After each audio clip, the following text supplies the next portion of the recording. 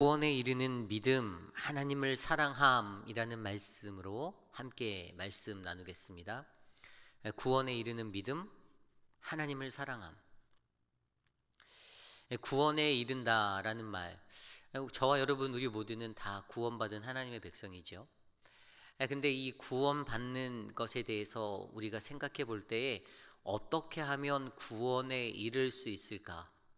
오늘 우리가 누가복음 7장 36절로 50절까지의 말씀, 이 묵상한 말씀 속에서는 그 가장 큰 비결이 바로 하나님을 사랑함이다라고 우리에게 던져주고 있습니다. 하나님을 사랑함. 이것이 바로 오늘 말씀에 나와 있던 그 죄 졌던 죄 많은 여인이 구원함에 이를 수 있었던 그러한 은혜의 비결이었죠.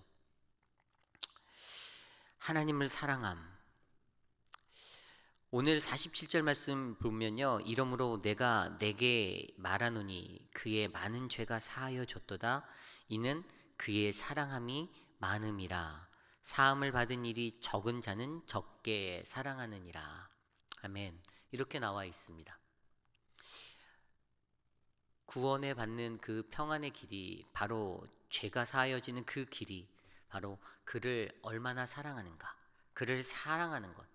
적게 사랑하는 사람은 그냥 적게 죄를 진 사람은 적게 사랑하고, 또 많은 죄를 사함을 받기 원해서 그것들을 갖고 살아가는 이들은 더 크게 하나님을 사랑한다라는 그러한 비유로 말미암아 오늘 말씀은 우리에게 구원에 이르는 그 믿음이 바로 하나님을 사랑함이다라고 우리에게 가르쳐 주고 있습니다.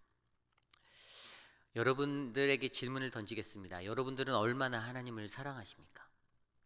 얼마나 하나님을 사랑하십니까? 저도 모태신앙으로 자라서 지금까지 예수님을 믿는다라고 말하며 살고 있지만, 그때그때마다 생각해 보면 내가 과연 얼마나 하나님을 사랑하는가라는 이 질문 앞에서는 많은 생각들을 하게 됩니다.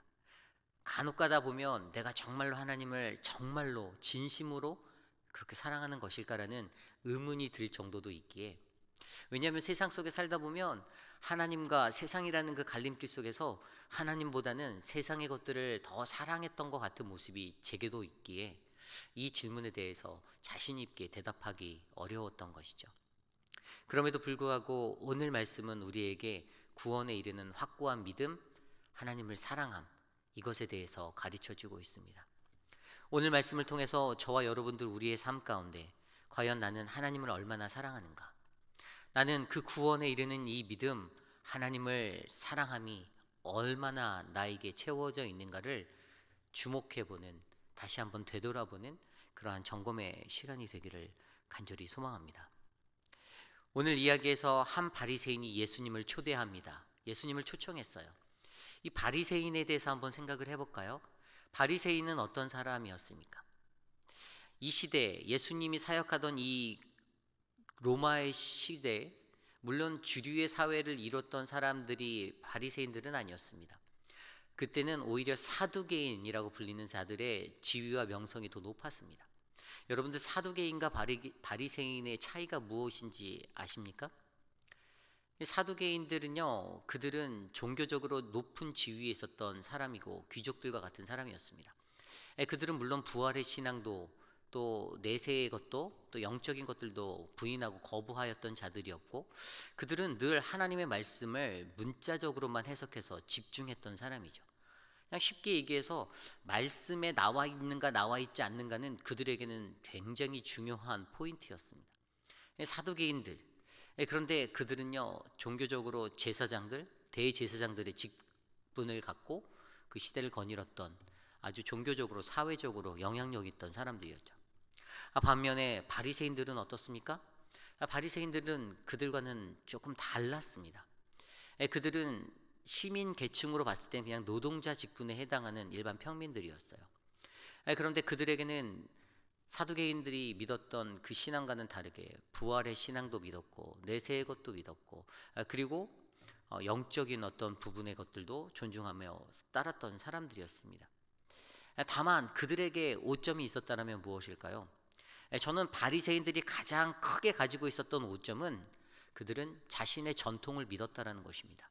이게 무엇인고 하니, 사두개인들은 문자적인 것에 치우쳐서 자신의 신앙을 고집하였다라면, 이들은 구전으로 내려오는 것들도 존중하고 인정하여서 자신의 선조들로부터 내려받았던 그러한 지혜들을 지키려고 하였던 그러한 모습이 바리새인들 안에게 있었습니다.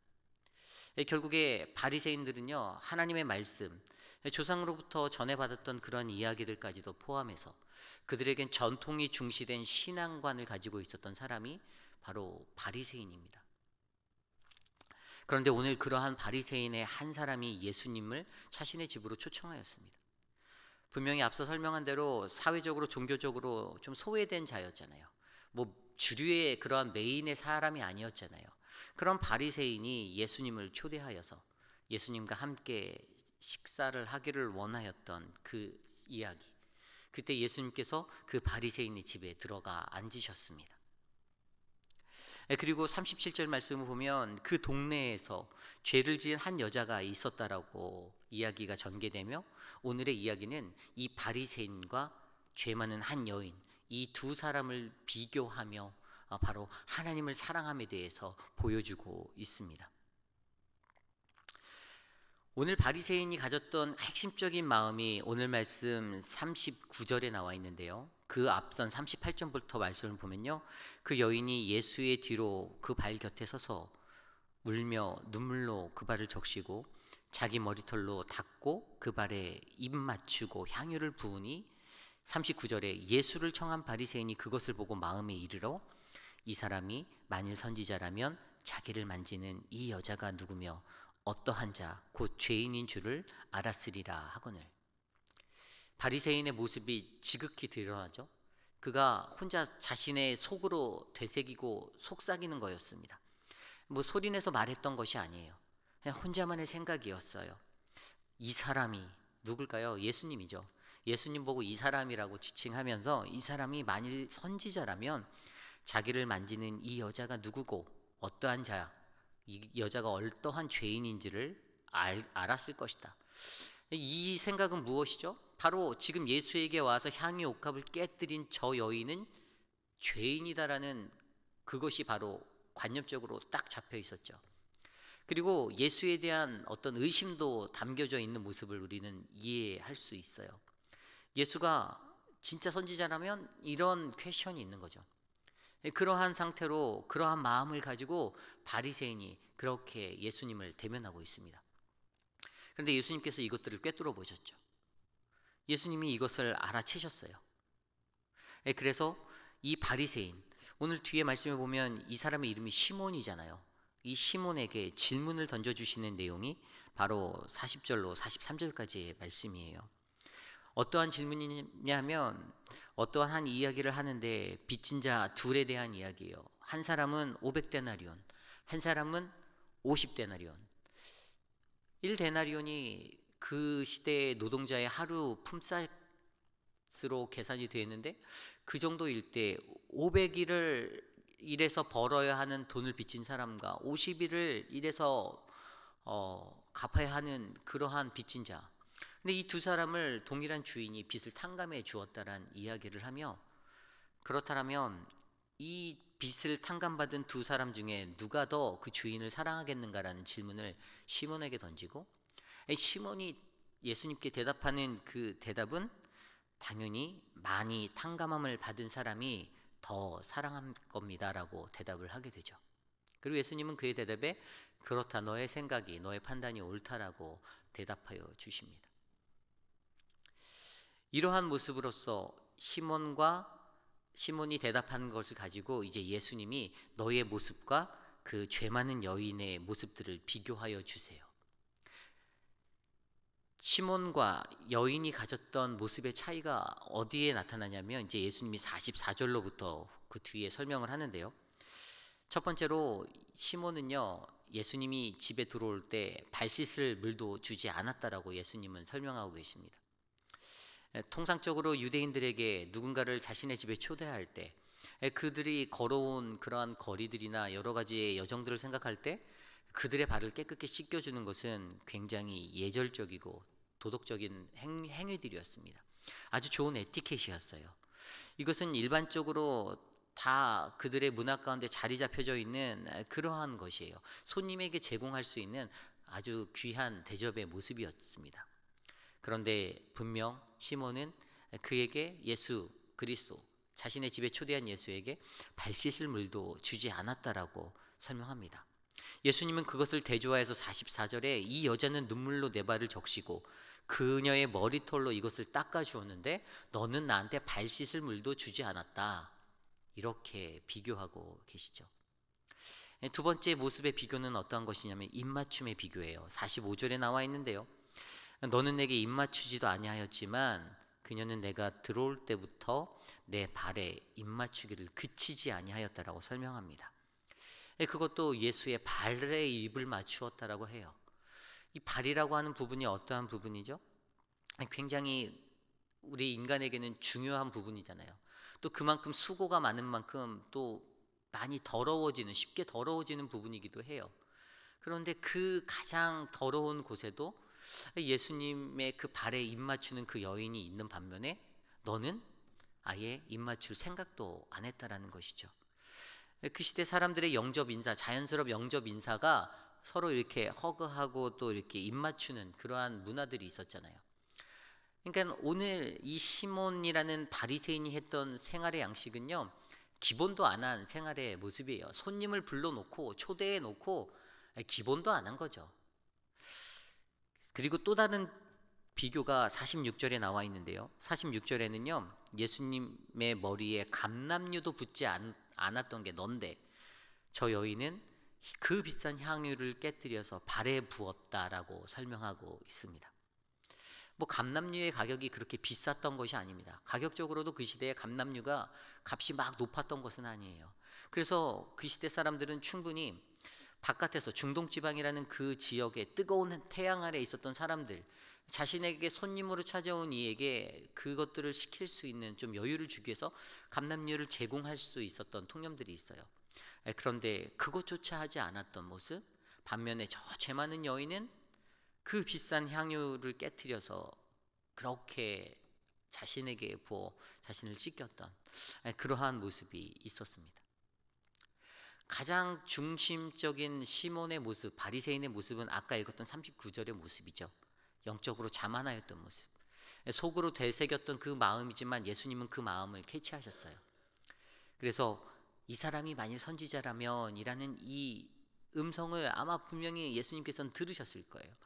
그것을 알아챈 예수님, 하지만 반면에 37절과 38절에서 나온 그 비유의 그러한 이야기처럼 죄사함에 대한 갈망이 있는 죄 많은 사람, 그가 이 죄사함을 받기 위해서 얼마나 하나님의 은혜를 갈망했는지가 그것을 엿보았던 예수님, 영적 자만에 빠져서 나는 죄가 별로 없는데 라고 인생을 살았던 바리새인과는 아주 상반적으로 대조되어 있는 여인의 모습을 비교하여 설명하여 주심으로 이 이야기의 핵심인 사랑함에 대해서 설명하고 있습니다. 이 시대를 살아가는 우리들에게도요, 오늘 말씀은 한 가지 중요한 인사이트를 주는데 그것이 바로 이 사랑함에 관련된 거예요. 근데 사랑함이 결국에 뭐와 관련이 있습니까? 바로 죄사함, 내가 갖고 있는 죄를 인정하는 것, 내가 얼마나 크나큰 죄인인지를 깨달아 아는 것, 이것에 초점하고 있죠. 내가 하나님을 사랑한다라고 말한다면 오늘 이 이야기에서 우리에게 들려주는 이 말씀의 그 은혜처럼 내가 얼마나 죄인 중에 죄수이고 내가 얼마나 더러운 추악한 죄인인지를 내가 알고 그것을 회개하고 나아가는 그 이야기가, 은혜가 우리의 자리에 있어야 함을 저와 여러분은 반드시 알아야 합니다. 내가 주님을 사랑해, 내가 주님을 사랑해, 사랑해 말로 표현될 수 있는 것일 수도 있지만 그냥 거기서 멈추는 것이 아니잖아요. 진짜 사랑함의 가장 핵심적인 거는 이 죄사함이라는 이 은혜의 속성을 담고 있어야 하는 것 같아요. 특별히 신앙적이라는 부분에 있어서는 이게 반드시 중요한 거예요.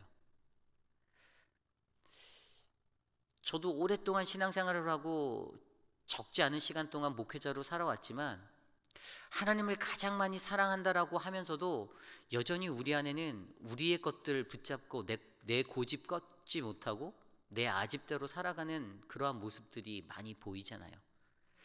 분명히 하나님을 사랑한다라고 그렇게 말하면서 살면서도 이상하게 어떠한 의견의 대립이나 공동체 안에서 그런 문제들이 발생될 때면 그렇게 사랑한다라고 말하는 그것들이 싹 사그러지고, 저도 그런 모습도 불쑥불쑥 계속 튀어나오거든요.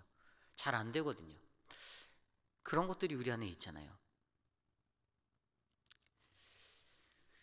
하나님이 우리에게 말씀하시는 것은요, 하나님을 얼마나 사랑하는가, 이것을 알게 하시는 거예요. 근데 그것이 분명히 나의 죄사함의 은총에 그것과 관련이 있다라고 한다면, 내가 얼마나 추한 죄인인지, 내가 얼마나 연약한 존재인지를 깨달아 아는 것, 이것이 가장 중요하죠. 이사야서 1장 18절 말씀에 그렇게 기록되어져 있습니다. 여호와께서 말씀하시되 오라 우리가 서로 변론하자. 너희의 죄가 주홍 같을지라도 눈과 같이 희어질 것이요 진홍같이 붉을지라도 양털같이 희게 되리라. 아멘. 하나님 앞에 선다면, 우리가 예수 그리스도 앞에 바르게 선다면 그 어떠한 죄든 하나님께서는 다 희게 하실 것이고 양털같이 희게 만들어 주실 것이란 사실, 어떻게요? 예수 그리스도를 통하여서 그것을 사하여 주실 것을 우리에게 약속하여 주셨던 말씀이죠. 그러니 두려워하지 마십시오. 내가 내 죄를 하나님 앞에 어떻게 고백할까? 내가 죄인됨을 어떻게 내가 하나님께 아뢰일까? 걱정하지 마세요. 그분께 아뢰고 그분께 내어 맡기고 그분께 회개하고 그렇게 겸손히 엎드려 나아갈 때에 그 죄는 깨끗이 희게 하여 주실 하나님의 사랑이라는 것이죠. 물론 이 말씀을 그냥 단편적으로 이해하면 사랑의 크기에 대해서 이야기하는 것 같아요. 내가 얼마나 나를 사랑하느냐, 이 크기에 대해서 말하는 것 같이 문자적으로 들려요.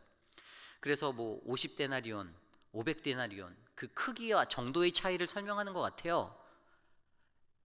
그런데 더 하나님의 사랑을 깊이 있게 이해할 수 있는 한 가지 이야기가, 우리가 잘 아는 이야기가 있잖아요. 요한복음 21장에 나와 있는 그 이야기, 제가 많이 여러분들께 몇 번이고 설명드렸던 그 이야기인데 기억하시나요?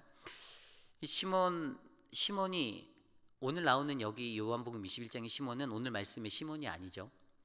이 시몬이 예수님의 제자로 부르심을 받은 시몬 베드로가 어땠을까요? 예수님의 부활 승천 후에 조반의 식사를 차려주시는 예수님, 그 전에 이미 3번이나 그들 앞에 나타내 보이셨던 예수님을 알아채지 못했는데 조반을 차려주시는 예수님을 마주하며 저분이 예수님이구나, 그 사실을 깨닫게 되어요. 그때 예수님이 조반 식사 후에 그들에게 질문을 던지셨던 3번의 질문, 한 가지 질문을 3번 던졌죠. 요한복음 21장 15절과 16절, 17절에 나와 있는데요. 요한의 아들 시몬아, 내가 이 사람들보다 나를 더 사랑하느냐? 이 첫 번째 질문. 두 번째 질문도 요한의 아들 시몬아, 내가 나를 사랑하느냐? 세 번째 질문도 요한의 아들 시몬아, 내가 나를 사랑하느냐라는 이 세 질문을 던졌어요. 그리고 그것에 대해서 시몬의 대답이 어땠습니까? 주님, 그러하나이다. 내가 주님을 사랑하는 줄 주님께서 아시나이다 라는 대답으로 3번 다 대답을 합니다. 여기에서 우리가 하나님의 사랑을 이해할 수가 있습니다. 15절과 16절의 첫 번째, 두 번째 질문에서는요, 헬라어로 아가파오라는 단어를 썼어요. 우리가 잘 아는 아가페 사랑이에요. 그리스도를 통해서 나타내신 하나님의 사랑, 그 언리미티드의 사랑, 조건 없는 그 사랑을 이야기하여요. 그런데 세 번째 사랑, 내가 나를 사랑하느냐의 사랑은 필레오의 사랑으로 이야기하였어요. 반면에 이것에 대해서 내가 나를 사랑하느냐라는 그것에 대답하였던 베드로의 반응은 3번 다 필레오의 사랑으로 대답하였습니다. 필레오는 친구들 간의, 동료들 간의 사랑이잖아요. 그런데 너무나도 재밌는 것은 3번째의 질문, 요한의 아들 시몬아, 내가 나를 사랑하니? 이 질문에서 예수님은 필레오의 사랑으로 그에게 질문하셨어요. 여기서 주는 가장 큰 의미는 예수님 그분의 눈높이가 아닌 우리의 눈높이로 그의 사랑을 맞춰주신다라는 것을 우리가 이해해야 합니다. 하나님의 사랑이요, 정말 아가페의 사랑이 맞죠. 그런데 인간의 무지함과 인간의 연약함, 우리의 생각은요, 그 아가페의 사랑을 잘 이해하지 못할 때가 있어요. 그래서 베드로 입에서 나온 것처럼 그냥 필레오의 사랑으로만 대답하는, 주님 내가 사랑하는데요, 주님 내가 사랑하는데요. 근데 그 필레오의 사랑으로만 제한되어 있는 그 사랑에서도 여전히 예수님은, 하나님은 그가 보이신 아가페의 사랑을 가졌음에도 우리의 눈높이에 맞춰서 그 필레오의 사랑으로 우리를 안아주시고 우리의 눈높이를 맞춰주셔서 그 사랑을 이해하게 만들어요. 그 사랑을 이해했던 것, 저는 요한복음 21장의 이 말씀에서 시몬이 그 하나님의 사랑을 알았다라고 저는 생각하거든요. 어떻게 알 수 있냐면 그것에 대한 대답으로 주님 그러하나이다, 내가 주님을 사랑하는 줄 주님께서 아시나이다라는 대답이 3번 반복되는데, 헬라어로 알다라고 제가 설명드렸던 오이다와 기노스코의 그 단어, 첫 번째와 두 번째에서는 주님이 아시나이다, 이게 오이다로 사용됐는데 마지막에는 기노스코로 사용돼서 대답이 되었어요. 주님이 모든 것을, 그걸 다 아십니다라고 대답하는 그때의 알다, 주님이 아시는 그것을 그가 기노스코로 이해해서 이제는 하나님과의 친밀한 인격적인 관계, 그분과의 그 체험적인 경험 속에서 이제 내가 하나님을 알게 되었고 하나님이 알았던 그 사랑에 대해서 그가 고백하였던 사실, 결국에 그는 하나님의 사랑이 나에게 눈높이로 맞춰서 찾아와 주는 그러한 사랑이고, 나라는 존재가 얼마나 더럽고 추하던지, 얼마나 배신의 장미와 같은 역사를 살았던 사람이든지, 나의 삶에 주님이 관여하고 계시면 내가 어떠한 조건에 있든지 하나님이 나를 사랑해 주시는구나, 이것을 깨달은 그가 하나님의 사랑함, 이것을 알게 되었던 것이죠. 그런데 이 이야기에서도 가장 핵심적인 이야기가 이것과 오버랩되는 누가복음 5장의 동일한, 그가 부르심을 받았을 첫 번째 그 순간, 예수님을 처음 만났을 때 그 장면으로 돌아가서 깊은 데 가서 그물을 던지어라, 그곳에 가서 주님 내가 주의 말씀 의지하여 주의 말씀으로 내가 그물을 내리겠습니다라고 하였을 때 그가 고백했던 그 결과적인 말, 바로 주님 나를 떠나소서 나는 죄인이로소이다, 바로 이것과 연계가 된다는 것이죠. 아마 요한복음 21장에 하나님의 사랑을 체험한 그는 자신이 누가복음 5장에서 나온 그 표현대로 주님 나는 죄인입니다, 나를 떠나세요라는 그 말을 기억했을 거예요. 하나님을 얼마나 사랑하는가, 하나님의 사랑에 관련돼서는 이 죄에 대한 문제와 반드시 연결된다는 거죠. 내가 어떠한 죄인인지, 내가 얼마나 악하고 추악한 죄인인지, 이 죄를 아는 것이, 나의 죄인됨을 아는 것이, 인정하는 것이 내가 하나님을 더욱더 깊이 있게 사랑할 수 있는 그 이유가 된다는 사실입니다. 오늘 이 시대를 살아가는 우리들에게도 하나님을 얼마나 사랑하는가라는 이 질문 가운데 우리는 나의 죄인됨을 들여다보아야 합니다. 내가 그리스도인이라서 나는 무죄하다? 바리새인들도 그렇게 생각했습니다. 하지만 바리새인들이 그 신앙이 맞다라고 살았더라면 예수님과 그 많은 논쟁들을 하지 않았겠죠. 우리들 인생 속에서도요, 분명히 하나님은 내가 어떠한 죄인인지를 알기를 원하십니다. 그렇다고 그것들로 말미암아 자기를 경멸하고 내 자존감이 낮아지고 내가 포기하는 인생을 살아라? 그것이 아니죠. 내가 죄인된 것을 알고 하나님을 얼마나 사랑해야 되는지를, 하나님이 나를 얼마나 사랑하시는지를 바로 알아서, 내 눈높이에 맞춰서 사랑해 주시는 그 하나님을 바로 알아서 나의 인생이 주님이 원하시는 그 구원에 이르는 믿음이 되도록 우리가 몸부림쳐야 한다는 사실을 우리에게 알려주고 있습니다. 예수 그리스도께서 이 땅에 오신 이유, 그것은 무엇입니까? 사도 바울이 디모데 전서 1장 15절에 이렇게 고백하였잖아요. 그리스도 예수께서 죄인을 구원하시려고 세상에 임하셨다 하였도다. 죄인 중에 내가 괴순이라. 사도 바울의 고백이 예수님이 이 땅에 오신 목적을 너무나도 잘 알았어요.